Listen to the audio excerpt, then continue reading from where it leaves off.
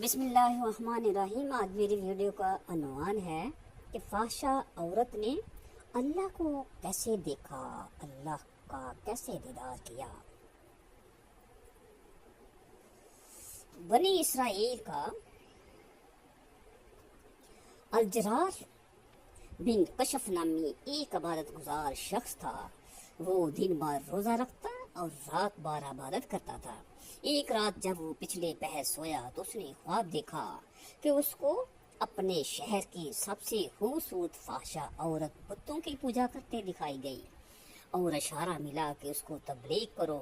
جب آنکھ کھلی تو الجرار بن کشف بہت حیران ہوا کہ میں اس فحشہ کے اڈے پر کیسے جاؤں، سارے لوگ مجھے شک کی نگاہ سے دیکھیں گے۔ خیر، اس نے خواب کو اہمیت نہ دی اور دن بھر روزہ رکھا اور رات ساری عبادت کی۔ جب صبح اس کی آنکھ لگی تو اس کو پھر وہی خواب آیا۔ لگاتار عابد کو یہی خواب 3 راتوں میں آیا۔ تو چوتھی صبح وہ اس فحشہ عورت کے گھر پہنچ گیا۔ فحشہ نے جب دیکھا کہ شہر کے سب سے بڑے عالم میرے گھر میں آئے ہیں تو اس نے خوب خدمت کی۔ جب بزرگ عابد نے اپنے آنے کا مقصد بیان کیا کہ میں تو تمہیں ایک خدا کی عبادت کے لیے تبلیغ کرنے آیا ہوں، تو فحشہ کہنے لگی کہ بے شک میں بتوں کی پوجا سے اکتا گئی اور میں ایک خدا کے قائل ہوں، لیکن میں تب تک ایمان نہ لاؤں گی جب تک اللہ پاک کو خود دیکھ نہ لوں۔ وہ عابد بزرگ بہت پریشان ہوئے کہ اس عورت نے کیسی عجیب شرط رکھ دی ہے کہ اس کو کیسے اللہ کا دیدار نصیب ہوگا۔ خیر، اس عابد نے فحشہ سے یہ وعدہ لیا کہ اب وہ دوبارہ جسم کا کاروبار نہیں کرے گی۔ کچھ ہی دن گزرے کہ گھر میں فاقوں کا عالم شروع ہو گیا۔ آہستہ آہستہ اس فحشہ عورت نے گھر کا سامان بیچنا شروع کر دیا۔ اس کے صرف ایک ہی 4 سال کی بیٹی تھی۔ ایک دن جب وہ بھوک کے مارے رونے لگی تو فحشہ نے اپنے گھر سے تانبے کی ایک دیگچی پکڑی اور بیچنے کے لیے بازار چلی گئی۔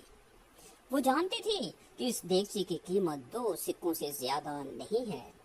بازار میں وہ جس بھی تانبا ساز کے پاس وہ دیگچی لے کر جاتی تو ہر تانبا ساز اس کی دیگچی کی بجائے اس کی چست بدن کی قیمت لگاتا اور اس کو گناہ کی دعوت دیتا۔ جب وہ کسی کو دیگچی دکھاتی تو اکثر تانبا ساز تو اس کا ہاتھ ہی پکڑ لیتے۔ وہ بار بار لوگوں کو بتاتی کہ وہ توبہ کر چکی ہے، اب یہ کام نہیں کروں گی میں۔ خیر، کوئی اس کو 80 سکے تو کوئی 100 سکوں کی آفر کرواتا۔ وہ یہ جان چکی تھی کہ یہ لوگ ہوس کی پجاری ہیں، بس میرے جسم کی ہی قیمت لگا رہے ہیں، جبکہ اس دیگچی کی قیمت تو صرف 2 سکے ہیں۔ وہ مایوسی کے عالم میں یہ سوچتی ہوئی بازار سے نکل رہی تھی کہ یہ کیسے ایمان والے لوگ ہیں جو مجبوریاں خریدنے بیٹھے ہیں۔ اس سے بہتر تو یہی ہے کہ میں بے ایمان ہی رہوں۔ اتنے میں اچانک ایک بارش جوان لڑکا اس فحشہ کو آواز لگاتا ہے، بہن کیا اس دیگچی کو مجھے بیچیں گی؟ یہ بازار کی بالکل آخری دکان تھی۔ فحشہ عورت نے دیگچی اس کی میز پر رکھ دی۔ اس بارش لڑکے نے دیگچی کو الٹ پلٹ کر کے دیکھا اور بنا فحشہ کے چہرے پر نظر ڈالے 2 سکے میز پر رکھ دیے۔ اس عورت نے سکے اٹھائے اور گھر آ گئی۔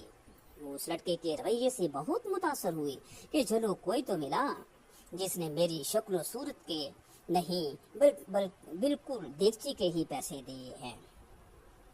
اگلے دن اسی فحشہ عورت نے پھٹا پرانا برقع پہنا اور نقاب پر کے اسی طرح کی ایک دیگچی پکڑی اور دوبارہ اسی تانبے کے بازار میں پہنچ گئی۔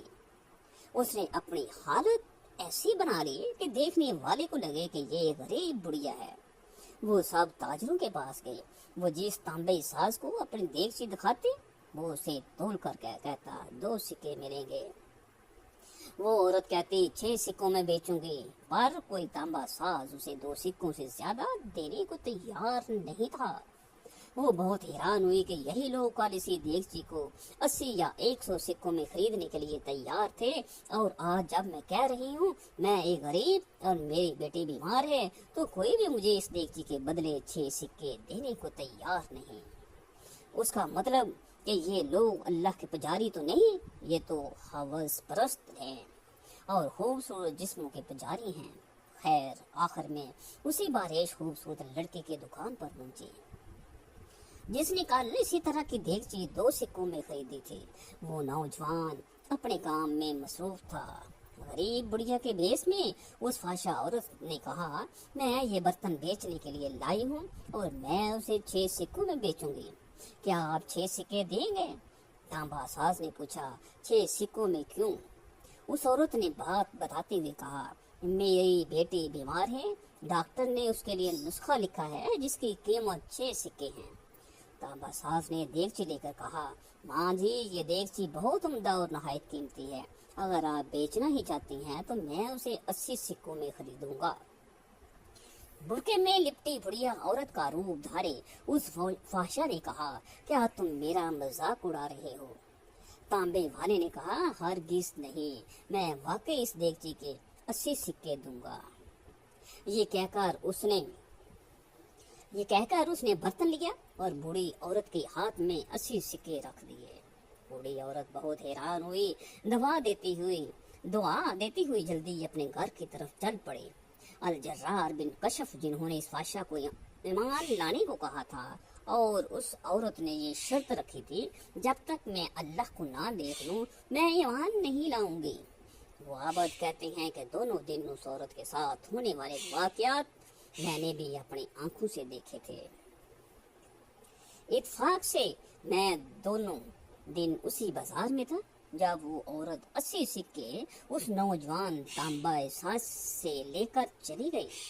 تو عابد الجرار بن کشف فرماتے ہیں کہ میں اس لڑکے کے پاس گیا اور اس سے کہا، بیٹا لگتا ہے آپ کو کاروبار نہیں آتا۔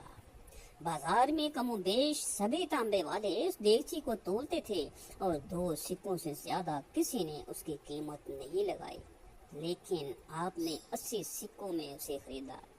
وہ لڑکا نہایت ادب سے بولا، میں نے برتن نہیں خریدا ہے، میں نے اس کی بچی کا نسخہ خریدنے کے لیے اور 1 مہینے تک اس کی بچی کی دیکھ بھال کے لیے پیسے دیے ہیں۔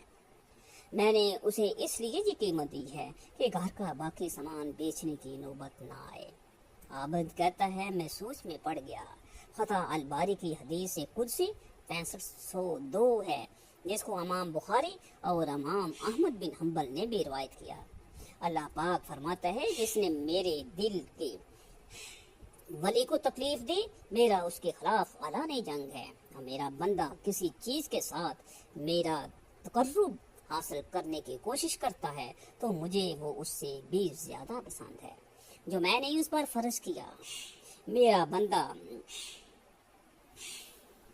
بندہ جب نوافل کے ساتھ میرا قرب حاصل کرتا ہے تو میں اس سے محبت کرنے لگتا ہوں، اور جب میں اس سے محبت کرنے لگوں گا تو اس کا کان بن جاتا ہے جسے